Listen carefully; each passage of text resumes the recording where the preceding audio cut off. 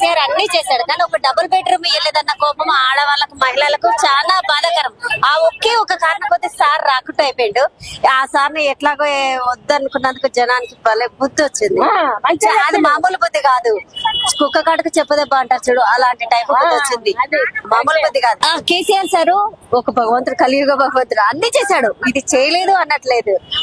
మనం 18 ఏళ్ల క్రితం హైదరాబాద్ వస్తే నీళ్లు లేవు, రోడ్లు లేవు, కనీసం గవర్నమెంట్ హాస్పిటల్ పోతున్న చిన్న కొడుకు గాంధీ హాస్పిటల్ పెట్టాడు.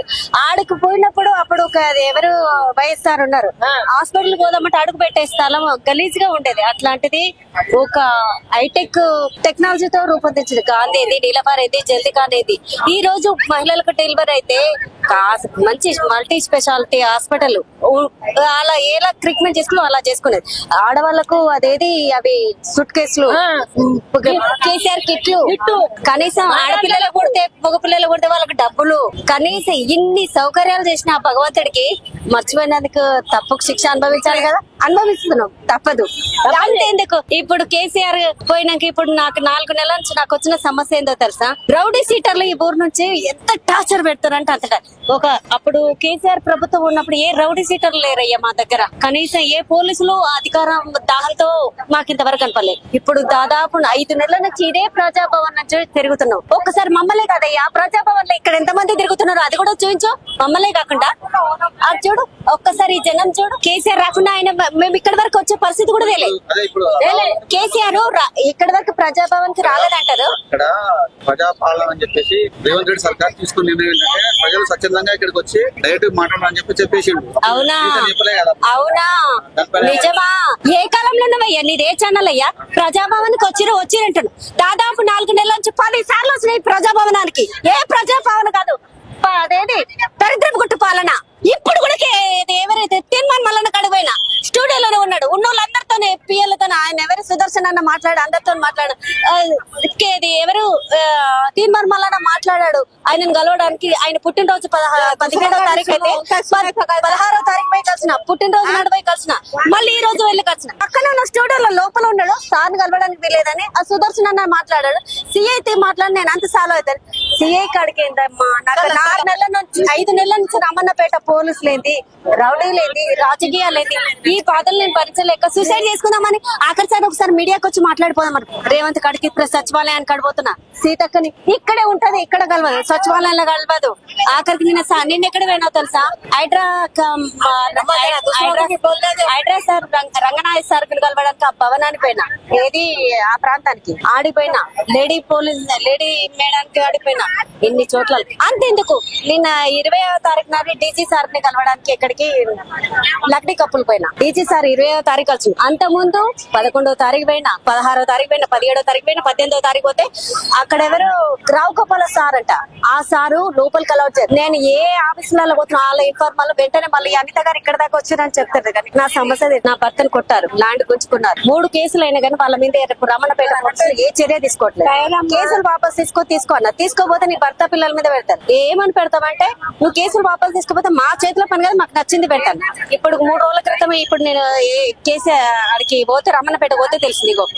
నేను పెట్టిన ఈ 3 కేసుల మీద వాళ్ళు ఏ చర్య తీసుకుపోయింది కాక నా భర్త మీద నా పిల్లల మీద కేసు ఉంది. ఇది మీరు ఇది నా భర్తకు దెబ్బలు తాగితే నా భర్త మీద పెద్ద అది క్రిమినల్ కేసు.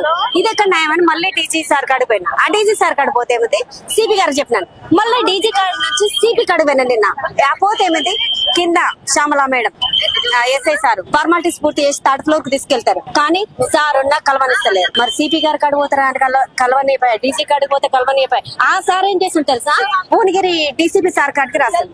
ఆ భువనగిరి డీసీపీ సార్ ఎవరో తెలుసా, రమణపేట పోలీసులు పనిచేసినట్ట. మొన్న అది 10వ తారీఖు పోయినాం, 9వ తారీఖు పోయినా, 10వ తారీఖు పోయినా. రమణపేట ఎస్ఐని సీఎం పిలిపించాడు, నన్ను కూడా పిలిపించాడు. 40 నిమిషాలు నన్ను నిలబెట్టి క్లాస్ వీకెండ్ ఎవరు డీసీపీ సార్ వాళ్ళది తప్పని చెప్తే, మీరు డీజీ కాడికి పోవద్దంట, డీజీపీ సార్ కాడికి పోవద్దంట, సిపి గారు కాడికి పోవద్దంట, పై అధికారులకు వాడికి ఈ అమ్మాయి పోతే కేసు రాసి మూత పెట్ట అంటాడు. అదెక్కడ న్యాయమయ్యా? ఈ కేసులకు మీరు ఎంతవరకు చర్య తీసుకుంటారో తీసుకోరు. లేదు అంటే నా భర్త మీద కేసు రిటర్న్ పెట్టారు కదా, ఇప్పుడు సిబిఐ ఎంక్వైరీ చేయమని కోరుకుంటున్నా. ఈ సమస్య సీఎం గారికి పోయి ఇది సిబిఐ డీజీ సార్ చెప్తే పని అవుతుంది, సిపి గారు చెప్తే పని అది కావాలి. ప్లస్ నా భూమి నాకు అన్యాయంగా ఆపుకుంటున్నారు, నా భూమి నాకు రప్పియమని కోరుకుంటున్నారు.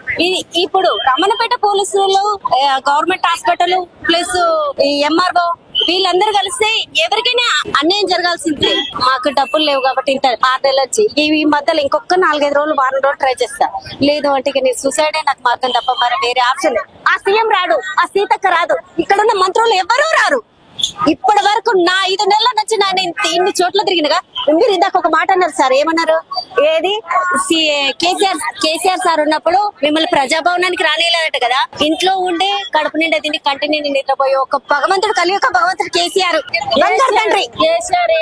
ఇప్పుడు కేసీఆర్ నక్కకు నగలోకి అనుకున్న తేడా ఏం చేసాడు ఈ సీఎం సార్? మా బాధ అర్థం చేసుకోవడం. ప్రజాభవనం అని పెట్టిండు, కుక్కలాగా ఒకసారి వీడియో అటు చూడవయ్యా, కుక్కలాగా తిరుగుతారు, పిచ్చోళ్ళలాగా తిరుగుతారు. ఏం చేస్తారు? ఎక్కడ పేపర్లు కూడా అక్కడ ఎవరుంటాడు తెలుసా? చిన్నారెడ్డి సార్ ఉంటాడు, అది డిసిపి సార్ ఉంటాడు, పోలీసులు ఉంటారు, ఎస్ఐసీఐలుగా అడిగి ఉంటారు, ఇంకొక కలెక్టర్ మేడం ఉంటారు, అందరు ఉంటారు.